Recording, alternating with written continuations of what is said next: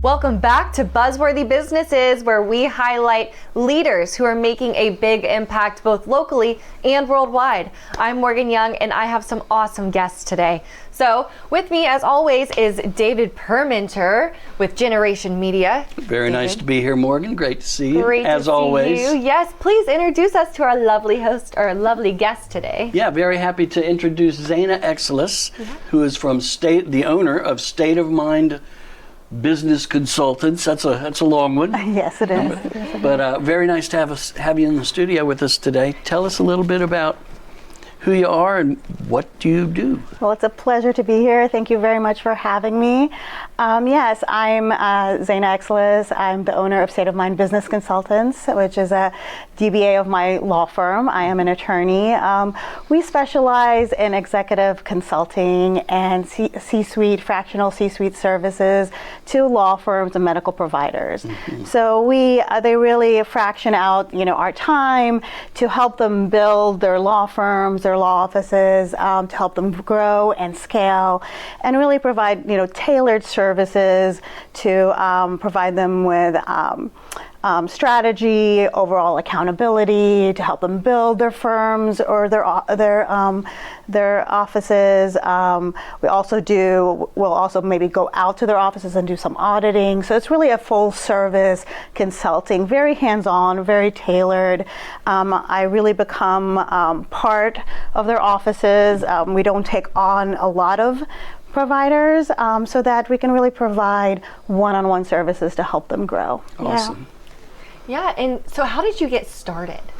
Yeah, it's a very interesting road that got me here. I've been a practicing attorney for over 20 years now, and right out of law school, I started in a big firm, right? I started at King & Spalding, a really huge law firm out of Atlanta, Georgia, and then I went to other bigger law firms, and then I became in-house counsel to a corporation. I say I worked my way down. I went from there, and then I eventually ended up here in Jacksonville. A company I was with, they wanted to open up a satellite office here, and so they brought me here. But it was right before the housing bubble hit in 2008, 2009. Wow. And so as I started opening up the office here, the housing bubble hit. I was pregnant with my first child, and then they decided to close the office. So I was here kind of by myself. No one, my husband at the time was in the military and he was away. And so I decided to hang a shingle up in the middle of the housing crisis. Wow. Out of all times, right? And I didn't really know what to do. But anyway, I ended up scaling it, growing it pretty quickly, really by word of mouth and referral base, and ended up selling it 5 years later, growing it into a multi-million-dollar law firm. Wow. Selling it 5 years later, and then going to Japan and not practicing law, but teaching law there at Temple University in Japan Law School. And then after that, I was like, I don't really want to go back and work in a law firm again. I don't really want to open my own firm again. I've kind of been there, done that. And I was searching online, and I ran across this company called How to Manage a Small Law Firm. Mm-hmm. And it was really interesting to me because it was an intersection between law and my background in math and kind of my ability to have the knowledge and how to grow companies and corporations, because those are things that they don't teach you in law school, right? Mm-hmm. And so I was one of 3,000 applicants, and it was a very arduous process. It was a 6-month-long application. I've never been through such a... I can only imagine. It was crazy. I was like, I don't understand. Applicants. Yeah, I've never been through such, I don't know, it was a really, really arduous process. I've never been through anything like that. And they ended up accepting 4 of us. And then when we went through like this university type onboarding, and then eventually out of 4, I think 3 of us graduated, and then eventually we ended up having, we became C-suite members, and I became a CEO, and some of my classmates became COOs or whatever. I was with them a good 3 years, and during my tenure there, I ended up managing over 400 law firms. So it was a very Congratulations. yeah, it was That's a lot of crazy. huge Condolences success. is more like it. Quite a pedigree you have. Yeah, it was a crazy experience, but I really, I wouldn't want to do it again, but it taught me a lot, and I really enjoyed, there was also a lot of mindset work involved in that, and I really enjoyed kind of the intersection of all of my attributes, right? But what I kind of didn't like about it is at one point I was managing over 110 law firms at a time. Wow. They were growing really, really quickly. And I felt like I wasn't able to give the value to my clients. Is that why you like to keep it small these days, so you can be more hands-on? Absolutely. Yeah. That's awesome. Do you work typically with smaller law firms, small to mid-size, and medical offices, or startups, or what is a typical client?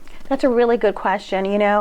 It runs the gambit, I mean, I don't work with like $100 million, corporations, but I work anywhere from, you're just starting out and you're still like at another firm and you're just thinking about going on your own. I actually kind of like those because I like I think I can grow those really, really quickly, because if they start right with the right foundation, you can, instead of having to tear it down and then rebuild it, you can build it from the ground up. So I actually really like those. And I have, I've worked with on my own up to 10 million, right? Wow. So for me, I can, I've never worked with more than that, but it runs the gambit, and each stage of growth is a different, is a different level, and then you have to have different systems and processes in place. So I don't really focus on any particular. Okay. And I like kind of like that variety, right? The more systematized you are and the higher gross revenue status you are, the more you have to pay attention to the numbers, and that's kind of my forte. I've been certified as an executive CFO with now University of Miami Herbert Business School, so I actually kind of lean more towards that because I really kind of like that a little bit more. But yeah, anywhere between that. And like you said, doctors, lawyers, they aren't taught business in their education. Right. So I can see perfectly where someone like you, a fractional CEO, would fit in. Awesome. Thank you so much. Yeah. It's really incredible. So congrats on your really huge success. it. And I hope it continues to flow in for you as you get these new amazing clients and Thank you so much. take such good care of them. I appreciate it. Yes. Thank you so much. Yes, thank you for being a guest today. And viewers, thank you so much for tuning in to another episode of Buzzworthy Businesses. If you want more information on Zeina and her company, you can head on over to dailynewsnetwork.com. We have it all listed there. We'll see you in the next episode of Buzzworthy Businesses.